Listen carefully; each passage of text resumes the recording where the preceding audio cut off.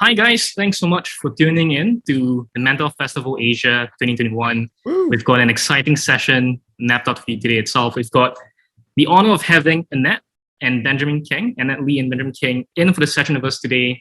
And we're going to talk about mental health and why it matters for us. So just for the benefit of everyone here, I'm going to give a quick introduction to both Anne and Ben, both known figures in Singapore scene. You guys have got an amazing show together. But just to start off, Annette, you are a singer, songwriter, and also a YouTuber. You've done different things in the scene, and quite recently now you have really exploding and tremendously growing songwriting, singing career as well. So we'd love to hear a bit more about that in a second. And then we've got Benjamin as well, Benjamin Kheng, better known as Ben. All right, so great to have you on, Ben. Also as well, widely known and loved figure in Singapore, singer, songwriter, formerly with Sam Willows, and now you have your own singing career happening and blossoming. And again, I mentioned both of you have the interesting chemistry, which is why it's such an honor to have you both here, because you have an exciting Anne and Ben show going on with a lot of great music videos happening, which I've watched and I love. So really great to have you both on. Thanks so much for coming on, guys. So good to be here, Thanks man. for Thanks for having having us. us. Yeah, so how is that? I mean, just before getting there, how did this whole Anne and Ben show come together? I mean, the name rhymes very well, very nicely, so that always helps. Where did it start? I mean, just kind of yes. It's See actually what so I mean, funny. Annette? Yeah, it's actually so funny because like Ben was like the N and Ben show. I said, Ben, nobody calls me N like my entire They life. will now. Nobody. But yeah, now fine. I have embraced it. I'm now N. I have Sure. effectively renamed her and for the rest of her career. Sorry. Yes, but it's all good. I'm fine Uh, with N. what were the other options? I don't remember the other options, but I think I have and then no Ben idea. was the clear winner. It's like, Yes. and just going backwards, and you may have covered this before. Have you guys known each other for some time before you kicked it off? How was that like? yeah, I mean, it's hard to, I mean, you know, SGAG is so ubiquitous. Obviously, I knew of Annette from there, but also like the other work she did in the music scene. But yeah, I think we only really got close like 2-ish years ago. Yeah. 3, yeah. I mean, Yeah. with So we ours- got to know each other, I guess, during the just when I was at SCAG lah and everything. And then when I left, and then it was the pandemic period, and both of us had a bit of time, and we were like, let's make something. yeah, we're just very bored. Yeah, became something huge right now. You guys have got your. There's so many. There's the Cai Peng song, and there's a new one that just came out with the milk tea is not the latest one, right? It's another one that just came out, right? It's a No, bubble tea. it is bubble tea, but I'm team milk tea in the video, obviously. I get a bit pot on my head for that. That's awesome. But yeah, that's so great, because I think that's something that we will touch on a bit more as to how each of your journeys maybe relates or doesn't. But before going into all of that, and we have a couple of questions to hear a bit more about your own journeys, respectively, with mental health, mental well-being. I know each of us, myself included, we all have our own struggles with anxiety and different issues as well. So we'd love to hear a bit more about that. But before that, Annette, as you prefer to be known, maybe a bit more about your own journey, right? You've had quite a journey. I had a chance to really do my research and get to know a bit more about your own budding interest from young, where you're quite interested in music, film, and I know you studied this field as well. So how did that all get started? And then I know you had a blog, you went in SGAG, and then where you are today. So maybe a bit of a history walkthrough of the next journey. I think I was just always a very creative kid. I was one of those kids where just when I was in kindergarten or whatever it is, like whenever I had free time at home, I'll be making something, I'll be drawing something. I have this whole folder, I think, of like my childhood drawings and everything. I drew every single person in my family, and I that was what I spent my free time doing. And either that, I'll be singing some songs and just like doing creative stuff like that. And so naturally, when I got to school, you know, my favorite subjects were always like art, music, and English. I like writing a lot as well. And yeah, I think that just continued on into my later education as I chose to specialize in stuff. I would I studied filmmaking, and I continued to do music on the side, and it just bled onto everything that I continued to do in my career, which I actually thought would just be like a very media route that I went into, and it just somehow kind of branched out into, like, kind of just spilled over into the entertainment side as well. So that happened, but it's all cool. It's fun and I enjoy it. And yeah, that's pretty much my journey. And I think, you know, as creatives, it's always there's a lot of emotion that comes into the work that we do, and so hence, you know, mental health is just kind of unknowingly embroiled into a lot of things that we create. And as much as we sometimes want to separate work from our emotions, it's often just tied together. And yeah, I think it's a creative journey. Anyone who's creative out there will completely understand, I guess, relate to how I feel. Yeah, I think that's a great background as to your journey. And before moving to Ben as well, I think one big part, it's I think from the outside, it seems like a great fun job that you guys have. You get to sing, you get to do things that you like. But I think what's not really known, people do know this, I think, but maybe not well enough, is that there's a lot of pressures that is within what you guys do, given how in the spotlight you are as well, right? Everything you do and say, I'm sure there's certain things that you have to be aware of how you conduct, just because there's a lot more eyes on you as well. So I'd love to dig a bit more into how that played into your own journey as well. When before, I guess, when you're starting in your own journey of being known, and then now, like, I'm sure out there you get stopped by people on the street saying, hey, I love the typing song and I sing it as well. So how that has like blossomed for you in a good or bad way, and how do you deal with it? But thanks for sharing, Annette. I think that's great to hear. Ben, and to you, like, excitingly singer, songwriter, and former national swimmer as well. Quite a journey since young, right? Like not just music, but also sports. So maybe a bit of how you got started and how your journey has been. Yeah, I think I obviously have to preface that everything I share today, I mean, like, I want people to relate as much as possible, but also realizing that, you know, my paradigm is quite different. I had a very atypical life plus career, good and bad, and I think but I think some of the adages are the same, sort of like having to reinvent yourself and the uncertainty of everything. I think the easy backstory was I was born into like a pretty creative family. Like, my mom was like, she was really into visual arts, so she was always painting and drawing, and so my home was always, and my dad's a musician, so our home was always filled with music and painting, and it was kind of atypical that way. Still, I struggled very, like, gravely in school, and so after a while my parents like, okay, well, I don't think he's gonna be a Joseph Schooling, so I think we're gonna, like, remove him from that situation, thankfully, and let's see what he can do in the arts. And I think it's been just really fun because, again, you know, it's this country that's kind of, it's a small country, but there's a lot of playground to it, you know. So I've been able to sort of like jump around, and Annette can attest to this too. We've been able to do things like from music to hosting to acting. Now we're, you know, in producing, directing, writing, you know, copywriting, all that kind of stuff. You kind of, you know, pick up these little things along the way, as opposed to an industry where, you know, you're kind of just hunker down and specialize in one thing. The joy of this weird place is that I got my start as a radio DJ. You know, I was trash at it. Thank God I'm not doing it anymore. But the fact that I can still, you know, you can do stuff, you can make mistakes, well, not very big mistakes, but you can make some mistakes and then you can recover and you can learn from it and continue. I think that's a testament to actually a blossoming industry in Singapore. So yeah, I'm, I guess, a product of that. That's amazing. And what I can say is, just from an outside perspective, what you say is really true, Ben. Like, I think Singapore's music scene and YouTube scene, and just kind of the whole thing has really grown quite a fair bit from 10 years back, where there wasn't as much of an audience and following. But today, fast forward, it's rapidly growing, I think. Like people actually do like to support it and see folks that are local. I think what's really amazing, and just from an outsider's point of view, it's you guys have really made it your own. You're not trying to make it into like something that you see in the US and in Europe, but kind of just making your own version that it's quite uniquely, relatably Asian, right? Yeah. Singaporean.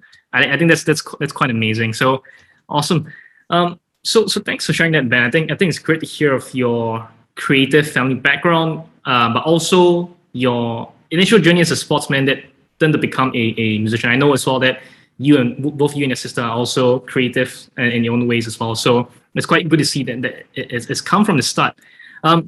So to my earlier question, right, of how being in the spotlight has actually changed how you attend to your mental health. So this is one where probably just gives a bit of perspective as to how you both live your life today as well, right? I think everyone, the preface here is that everyone has their own mental health struggles, small to big, right? And whether you are a student, a working professional, a manager, or a junior employee, or a celebrity as well, right? There are different struggles, and as you mentioned, the address are quite similar. The struggles are similar. We see in different forms, but in some forms similar. So maybe Annette, I'll start with you first. How has that been for you in the distant past, where you're starting a career, and where it has come now? What were some distinct changes for you? From when I first started, I would say, yeah, just one distinct change, like I mentioned, was that I kind of honestly planned to be like a media person behind the scenes and all, and I just stumbled into doing in front of the camera stuff. But I guess I did enjoy that. But I would say at the beginning it was kind of just figuring out stuff. When I graduated from school, I would say I had a decent quarter life crisis. I don't know what to do with my life. I have this film degree. What do I do? I did not think that much about it, and I guess I had to do the usual route, which was that every film grad was to do, which is to join a production house, right? Which I did. And then while I was there, I think it was still a bit of existential dread, but at least I was like, okay, I have a job. But moving on from that, I had an offer from SGAG, because if you know, I ran a blog at that point in time. I was writing funny stories, and I would say that was also my way of humor. Was always a bit of like a coping mechanism for me, because life is painful and sometimes you just want to laugh about it, and it helps you feel better. And that was my coping mechanism. And so I would just write funny stories on my on this blog that I had. And like it's actually very funny, because when I was in school, I made a lot of very depressing short films, and so this was just the complete opposite of it. Like I was trying to balance out my life, how like go crazy. But yeah, so anyway, I started out at SGAG, and then I started to do more work in front of the camera while still doing stuff behind the camera. I think that's when things started to change a bit, because like people started to recognize me. I started to have to care more about things like a public image. I used to be a private Instagram account, and then like, okay, I had to make it public because for the sake of making money. It was turning into a job. And so things like that, I had to get used to it, like being a more private person into becoming a more public person. And yeah, so these were just some of the major changes that happened over the past few years from when I started until now. Yeah, that's good to hear. So I think yours was quite a journey by you had I think as you shared, like quite a relatable graduation, and then thereafter figuring out your life as well, right? And then your I'll say growth really happened in the past few years, where you get a lot more recognized, and then a lot more people are aware of you. And similarly for yourself, you had to be a lot more self-aware of how you act, and even just being out there, but in a controlled way. So that's good to know. And I'll come back to this later as to how that has changed. Has that affected? And I know one of the things that I'd like to touch a bit more on later is maybe how you deal with anxiety as well. Right? I think that's something that you've had some struggle with in the past, and you could share more in a bit as well. But Ben, for you, like, has that changed for you? Like since from when you were young all the way towards now. I mean, you've been in spotlight for quite a few years now. How is that?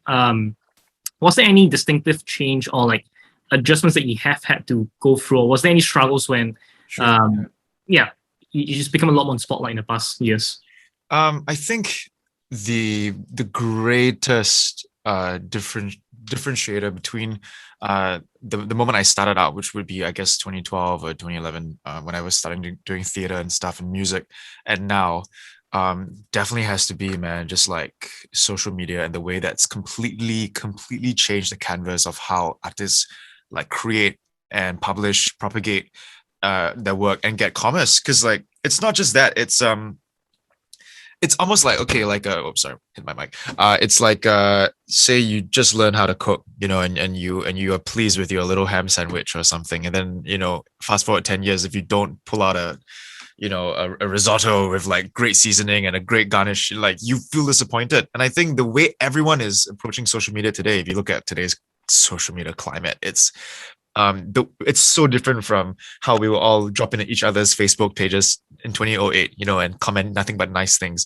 And I was very lucky to have my career launch at the time when everyone was so nice, in a sense of like, everyone is just like, oh my God, this great new utopia. We just stumbled upon the hidden door. This is Narnia. And like, you know, it's amazing. We can share content and music and it's all kumbaya. And it was so nice, you know, and then there was such great harmony. And I mean, there's probably not that much harmony, but in my head there was. But I think the way everyone interacted was very different. The way we shared music, the way we shared content. And I think now the bar is so high, right? Like with new avenues like TikTok or everything, there's an expectation for excellence, brilliance, and innovation all the time. And then you you conflate that with the idea that your branding is you. If, you know, for example, like people like Annette and myself, like the product is our face and our talent. And then you intricately tie your self-worth and value to, you know, not just how the videos are doing or your product, but like obviously what people say. And that's a very, very slippery slope. So I think the biggest difference, if I can hark back to, you know, me auditioning like time after time and getting rejected for stage work, you know, that's easy rejection because that's being rejected by 5, very important, but just 5 people, you know. But now the rejections are like, you know, 500,000 or, you know, something to that extent, if you be so unlucky. So yeah, it's something that, again, like I guess we face on a much grander scale, but I think everyone in today's society is going to get a glimpse of that, and it's horrible. Yeah, so that's the biggest change, I'd say. Yeah, I'd say that's a good point to note, and I'd actually love to hear a bit more about how you both handle and process like when you get feedback, comments, and stuff. Whereby when you get a lot of like, you get popular, there's a lot of love, but also increasing a lot of haters out there naturally with anything that gets awareness, right? So how do you guys filter and process that? But we'll get to that a bit later. But that's a good point to note, Ben. I think social media has changed from 2011 to now, and now it's like they've got short form media and like stuff that sometimes I don't get as well, the memes and all, but I know it's there now, right? So it's short form media, and then suddenly it's this big hour and a half YouTube expose. So I'm just like, I cannot deal with this. Now it's a whole mix of mediums, and we just gotta adapt. And then how I think like the youth and people get access to social media, it's both ways, right? They can easily comment without this like veiled wall, and there's no repercussions for them when you just comment, and it does affect people on the other side. But also both ways for those people that are commenting, they're also exposed to a lot more other things out there that previously when we were kids, probably not so much of the exposure as well. So I think that's a interesting point that social media has given. Naturally, it's not breaking news. It's both good and bad, right? But we'll come to that piece in a bit. Thanks a lot, Ben. Well, I think the next bit is just going a bit more into each of your own struggles, right? I think that's a key thing that we want to share a bit more or learn a bit more as to how in your own journeys you have struggled with anxiety, mood struggles, and things. So I think the goal is here, it's how can people listening in, the youth, the teenagers, the working adults that like and love your videos or are just tuning in, how can they understand that this applies to all of us? So, Annette, I'm going to start with you first. I think one of the things that we wanted to touch on is it's a bit of your own journey of anxiety as well. Just to preface myself, and I realized I didn't give a proper introduction for this session itself of me. So I'm Tudoric for those listening in, and I'm the co-founder and CEO of Intellect. But I think beyond that, why I started a mental health company, it's because I've been through my own struggles as a kid as well, right? I went through your typical Singaporean route, not typical, but go study well, went to RI, did well, but a lot of pressure. And then I dropped out when I was 16 because I had a lot of different struggles. But I started seeing a therapist when I was 16 years old because I had my first panic attack then. So it just got you me. In secondary school? Yeah, when I was 16. So this was Sec 4. Sec 4. Yeah. Wow. Okay. So I come myself lucky, and that's one that where I think it can relate a lot towards, and that what you may share as well, that we all have our different struggles, but that's my own catalyst, right? My own story as to why I'm quite big on this whole thing, that people who need support aren't as aware of it today as they should be. So I'm going to pass it to you, Annette. Like, how, if you could share your own journey, right? What are some struggles you have had recently or since young that could help open that perspective for others as well? So I remember I was a pretty okay kid, and I started getting, understanding what was like anxiety and having anxiety attacks when I was I would say in university. And I think it was because that was when I started to specialize in what I was doing. And before that, it was a lot of studying in secondary school and JC, which I think into JC there were times where I did feel a little bit anxious, but I think it all just kind of really culminated in uni, because there were some deadlines. Sometimes there are just deadlines that would be really, really stressful. And there would just be days where I'm just not thinking about it. I think I'm like, okay, I've been controlling whatever my emotions, or rather I've just been detaching. And then all of a sudden I'll just break down.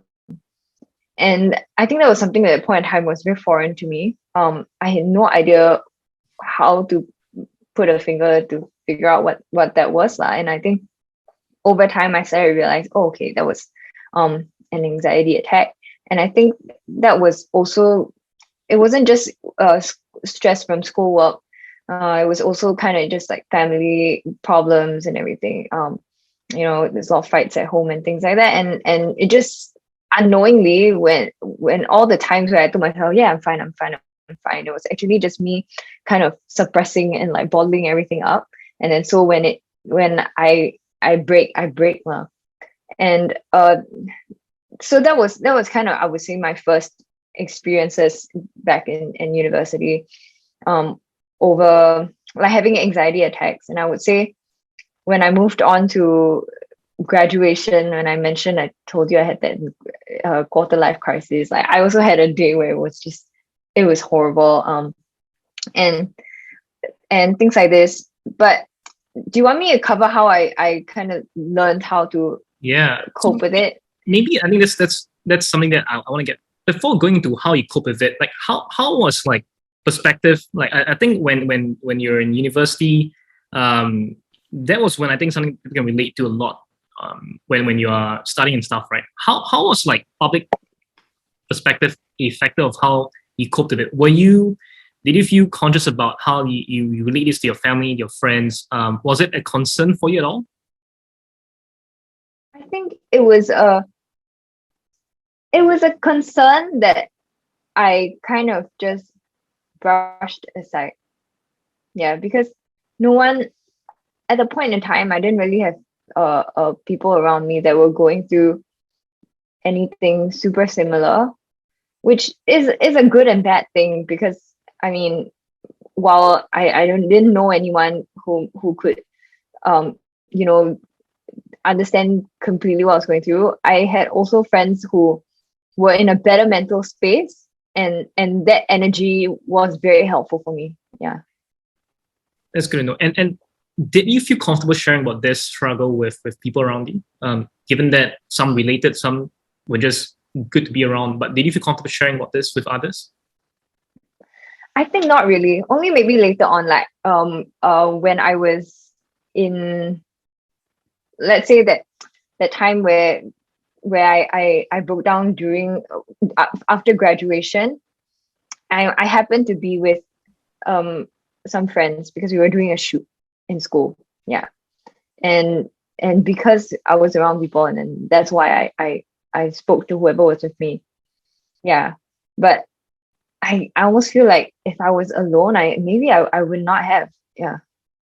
That's good to know. Because I think one of the points why I'm asking this is because I think a big part of actually us being comfortable sharing, it's also the circle we have around us, right? Whether we have supportive people around us. Some of us have the luxury of having close friends we can open up to, some of us don't. So I think that's kind of the piece there. But I think what's great hearing from you is that you tried processing it in a way that helped. You see your own struggles, but when it came down to it, looks like if there were folks around that you could turn to, it did help you to expand to it. But also, you did struggle a little bit of like maybe sharing it with the broader public who didn't feel the need to know in that sense, right? Sort of still, I guess maybe you shared it if you needed to know, but not something that you just went around like openly touching on. Yeah. Actually, like I mentioned, that I guess it was a blessing in disguise. I had a friend with me during the time where I was just knowing what was happening. During the time after graduation, sorry, because after that I realized that it was very useful having spoken to someone directly about it. Because before that it was just okay, I ignore it, just like shelve it, and then I just hang out with my friends and talk about other things, which kind of did help. But then I wasn't addressing also the root of like this other problem. And I think it allowed me to be a bit more honest with myself, not just with people. The minute I learned to speak to somebody about it, and that's why from then on I was never completely quiet already. Yeah. And I realized that there were people who would offer help and comfort if you would just talk to them. And that's good point to note, right? What I found myself as well is that, I mean, selectively, people are there to listen if you actually did try opening up in a good way. And I'm sure you've got a great support system if you've got Rafael with you and all that. So I think that helps a lot as well. So it's amazing. I'll come back to you on how you cope with anxiety in a second. But Ben, any points to add to this of what Annette shared? Or also, I think beyond that, I know as well you are quite a big proponent for mental well-being in different ways, right? You've spoken about a bit before about anxiety, depression in different ways, and I know you also have your own struggles in your own journey. So maybe you could share a bit more about how you have struggled with mental well-being, mental health in your own ways as well. Yeah, absolutely. It's a weird place to be sharing right now because, and I'll be perfectly honest, like I'm super happy. So I think also knowing that I came from a very dark place, and I'm now very, very thankfully on the other side of things. I think I can speak a bit to that. But yeah, there was a point in time just before I realized that I had mood disorder that I thought to myself, am I depressed or am I just lazy? I think that was the big question. I thought I was like genuinely very lazy because I would fall into these moods where I wouldn't do a single thing for like 2 days, and I'm sure a lot of us feel that way. And I think that's even more polarizing because, Singaporeans, we love control. We need to be in control of everything. It's not just like our Asian heritage, but it's, this GDP engrossed, must value add to society, must constantly be working mantra, that our parents tell us. So then when this mood disorder hits, and the only thing your body can do is just stay in bed, like you hate yourself, right? And so I really had to unpack that because, being men, cannot talk about feelings, don't know how to articulate this. And then also don't know who to talk to, then feeling like talking is a sign of weakness, even though I always tell people, must talk. So I had to really break it apart, right? I talked to a veteran actress in the scene who told me, Ben, depression, you must think about it this way. Sometimes you think it's this big thing, but sometimes it could be clinical, and sometimes it's an imbalance of serotonin levels, and you just need to see a doctor, like a common cold. So I did, and when I saw a therapist, I started to really break apart why I was like that, and I took it all the way back to my mom passing in 2002. And when she passed, she had this book that she wrote to my sister and I that we didn't know was filled with anecdotes and stuff, but we only found it post-death. And one line that always stuck with me is she blamed her cancer and her ultimate demise on the fact that she was constantly a negative person. She was very negative since she was young. And so the biggest lesson she told me was, you always have to convert negative thoughts into positive. Always convert negative thoughts into positive. And then my dad also telling me, you're the man of the house now. That's it, really. And we had never really had a fight since then. He always regarded me as the man of the house. So from a very early age, I understood that I needed to suppress. And I was extra positive because, sportsman and must be, like wow, everything can one, confirm can one, and and everything was Ken. And I never processed my grief. I realized that. And I just learned, and again, I just siam all the feelings. It was just misdirection. I gaslit myself. See, all these words that you learn now suddenly can apply to childhood. I really gaslit myself because I never gave myself space to talk about it. I was like, I gotta be positive. And I saw this not meme lah, this graphic recently about dealing with grief and how um grief being this big black hole in the center of a jar.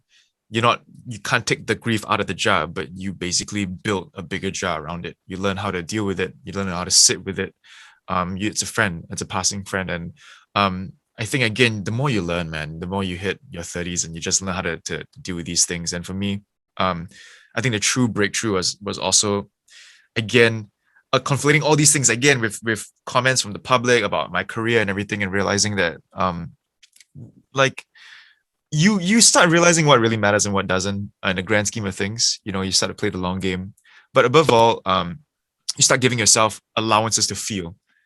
For example, if I knew for a fact that my mood disorder was going to put me in a hole for like a day, I was like, okay, it's coming again. It's like I can see the truck from a distance. I know I'm gonna whack. And this time I'm like, okay, I'm prepared now. I'm not gonna cry or try to bang my head on the wall for like 2 days. I know I'm gonna be in a mood. I'm gonna watch a shit ton of Netflix and eat ice cream or whatever it is. And I love eating peanuts, so that's my thing. I just sit and eat peanuts. I'm very uncle. Your uncle, yeah. Yeah, super, and I can attest to that. But I allow myself that time, and I'm like, okay, when this alarm hits, you get up and you kill it. You get back to work, and for some reason, that super worked for me. Yeah, and a few other things like I think working out and learning to laugh at myself a lot more in a public sense has really saved me. So yeah, just a couple of tools on how I kind of dug myself out of it. Yeah, that's super helpful. Thanks, man. I think firstly, appreciate you sharing about your own struggles and your own childhood as well, and a bit more of your own personal story. I think one point that you just raised that it's a good point to note. It's how to cope, right? Whereby you let yourself feel okay taking time off. Right. Yeah. And the key thing, a lot of us, especially as mentioned Singaporeans, we are, gotta be number one, gotta be good, gotta do it, and gotta show everyone that you're best, right? That's kind of embedded in all of us. But I think the negative outcome of that is that when we take time off to ourselves, we feel guilty that we're not doing enough. And this is something that plagues everyone. I speak with a lot of psychologists and it plagues a lot of people. And what you share is that you let yourself be okay taking a day or two off to just eat peanuts and watch Netflix. Sounds like a good time off as well. Yeah. But it's a good point, right? So I want to dig a bit deeper into this and just kind of building off what you mentioned, Ben. So ways that you cope, and then I'll come back to you in this point as well. But I think just building off what Ben shared, you take time off, and also I believe a big part is filtering what you allow in from the comments, the feedback and stuff, and what you choose to listen to as well, right? So maybe if you could dig a bit more into how you cope, right? How you filter that applies to you, but I think something that also are principles that you've learned that maybe applies to other people, even in different walks of life as well. Ooh, yeah, that's an interesting one. I mean, I know a lot of my peers get super affected by comments and what people think, and I think it's just the same social economics of you being in secondary school, except it's blown into a very quantifiable, proportion. I think Annette, you can also share to this, but I would say working with Annette and just surrounding yourself with people that are about the work. I think that's really important. It's something that, again, you can't really teach until you get there. Because when you're young, for sure, it's like, oh my God, this post blowing up. Then you lose your mind and you realize that over the course of your hopefully 40-year career, lots of stuff are going to blow up. Lots of stuff are not going to blow up.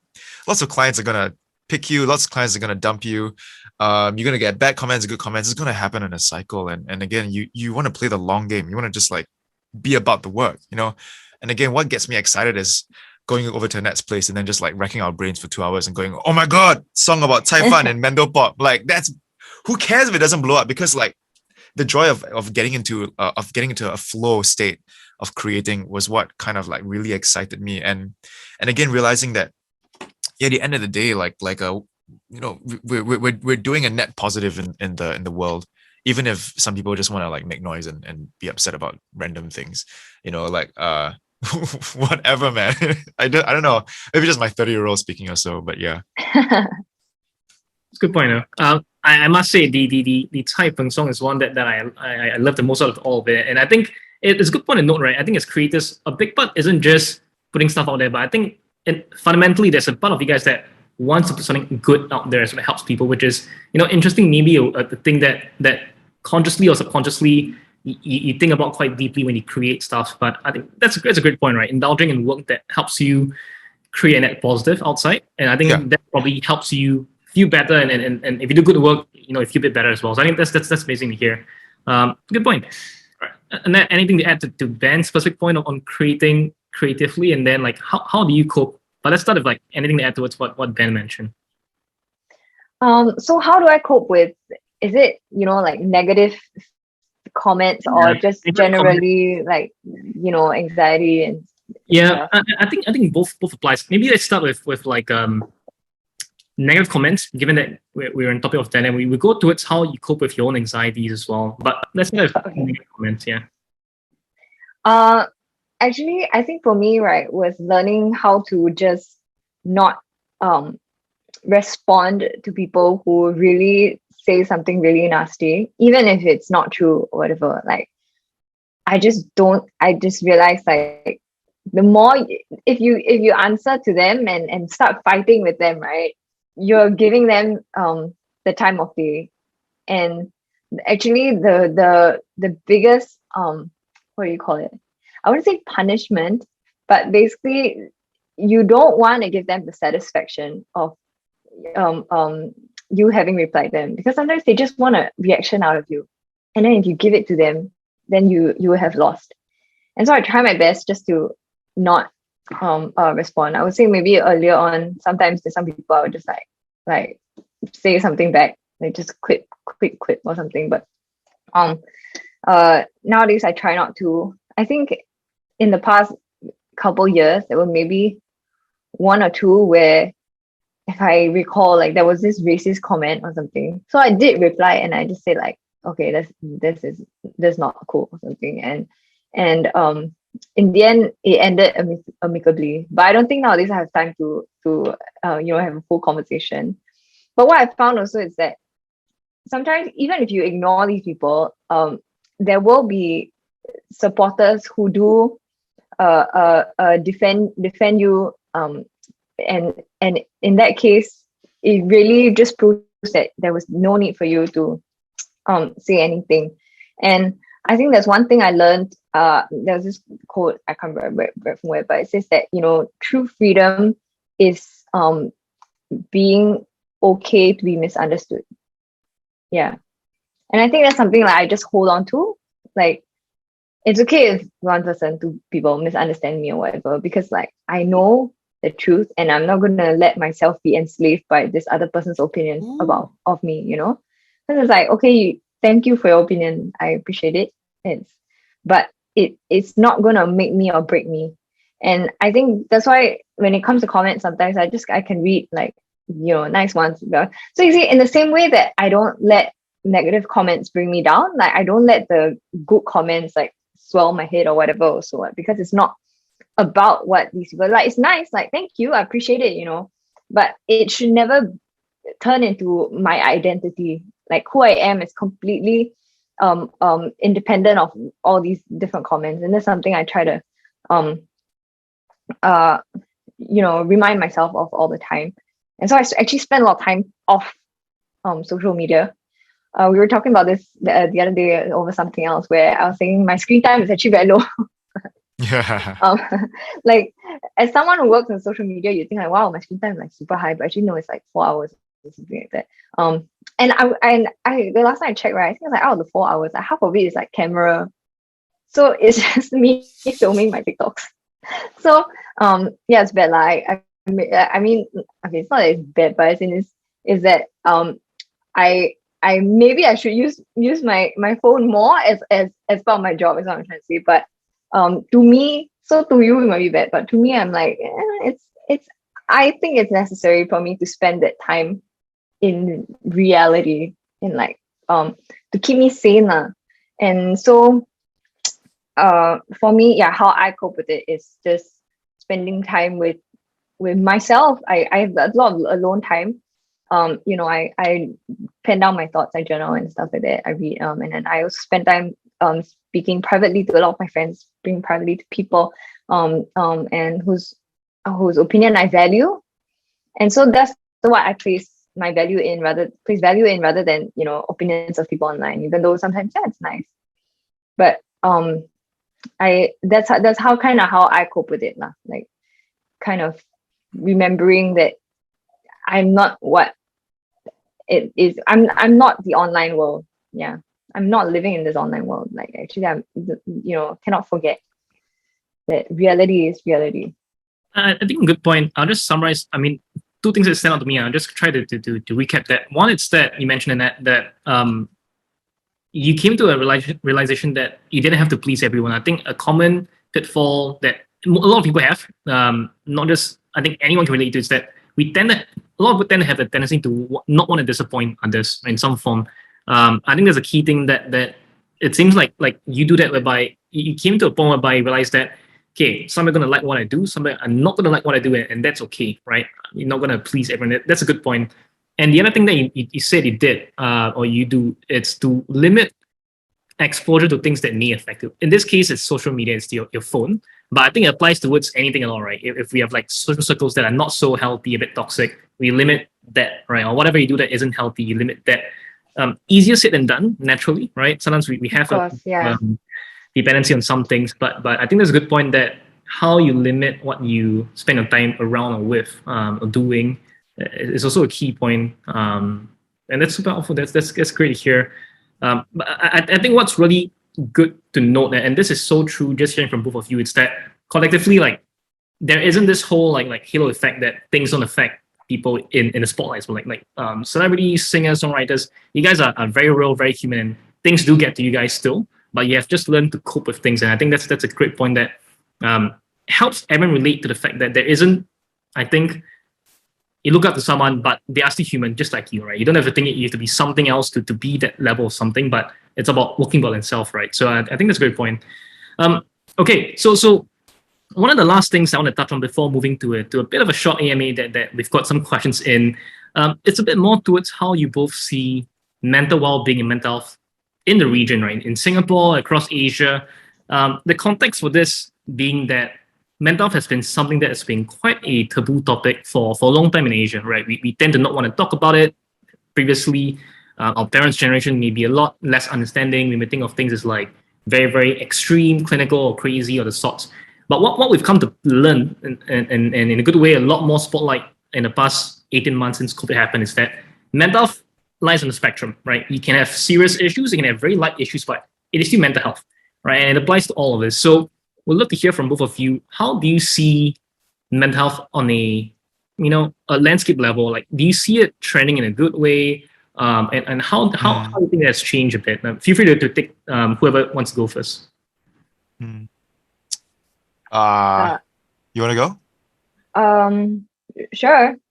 I think maybe I'll cover a little bit about how I cope with my anxiety and how I think this conversation and that's been being more talked about in this generation has been helpful. And I think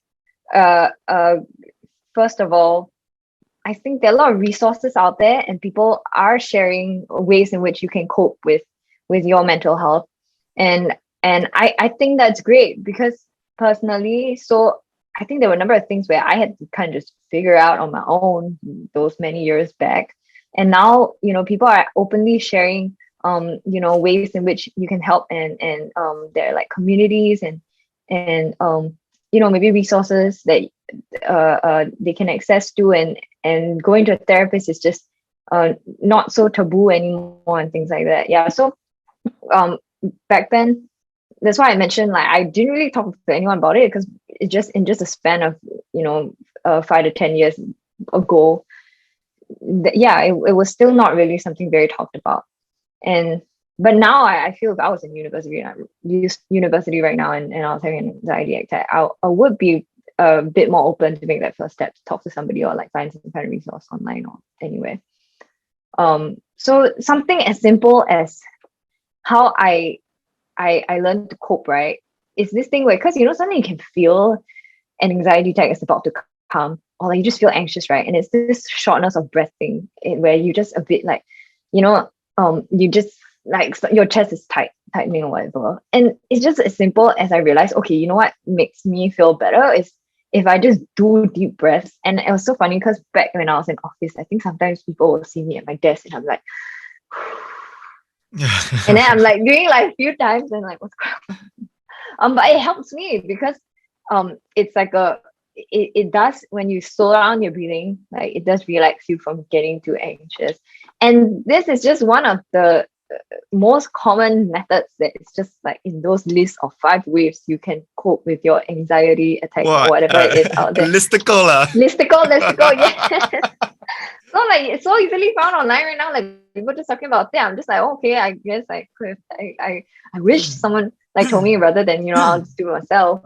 And yeah, it's just things like this. And let's say I would go for a run, spend some time outside of work, and for me, like just getting some fresh air, or like Ben said, like just working out, like just getting your body moving, right? Like those are things that are also in these resources, in these conversations that are being had over the past few years.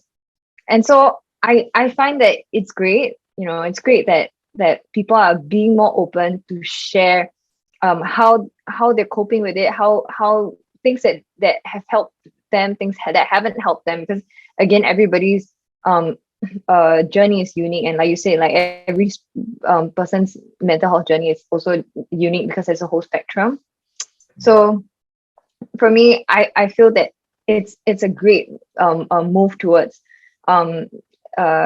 even deeper conversations and even more conversations that are going to be helpful and useful. Yeah, that's a great point. Thanks so much, Annette. Really great to hear those points there. Ben, anything to add to that?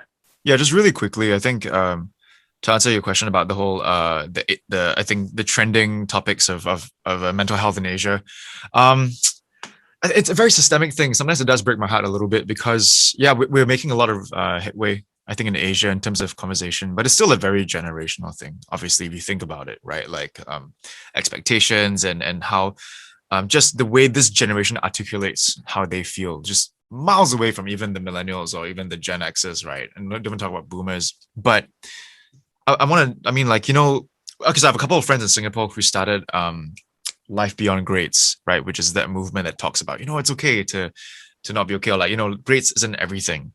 And it's a very worthy cause. I backed it as well. And then there was a pushback by some members of the public that said, listen, so similarly to like, hey, like when you said just now, you can take a day off, watch Netflix, eat peanuts. Many families kind of fought that that luxury. We talk about things like what we deem meritocracy in this country, and then some families, if you want to equate that to them going like, yes, but for us, grades for our children, that's the way out of this issue, because we don't have that kind of avenues, we don't have that kind of luxury. So my heart does bleed a bit for that.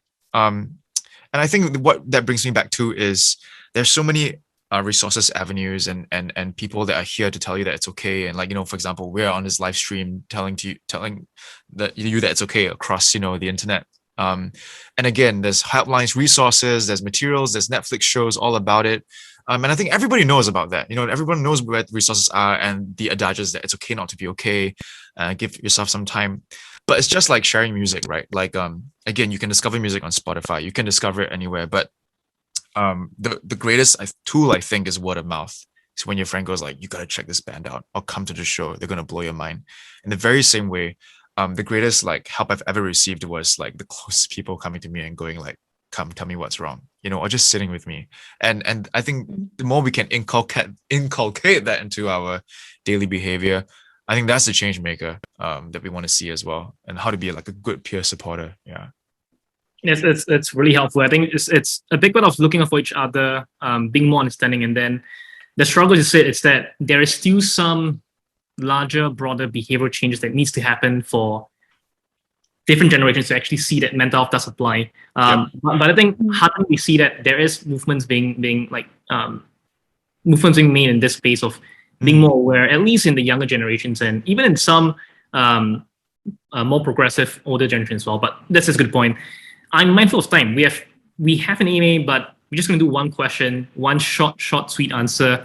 One question we had that came in, right? So firstly, thanks so much for both answering the questions we had for this panel and sharing a bit about your journeys as well. I think it's really, really insightful. The one question that I want to pose to you guys from the AMA, from one of the people tuning in, is what is one tip you guys have for those listening in that you could give to them, a simple one, to deal with mental well-being or like cope with, like have a better mental well-being? What would that one simple tip be for each of you? Annette? I would say open up to the people around you, and not be afraid to speak to somebody, because like I said, for me, it was when I happened to break down in front of somebody and then that I had no choice to speak to someone. I think a lot of times, and sometimes we don't want to tell people around us, because if you're like me, it's like, I don't want to burden this person with my problems, and I don't want to be like, I don't want to be that person to make my problem somebody else's problem and everything. But oftentimes I think friends are so important to be there. Like you don't need them to really say anything, just like sit down, like hang out with you for a while and give you a hug, that kind of thing. And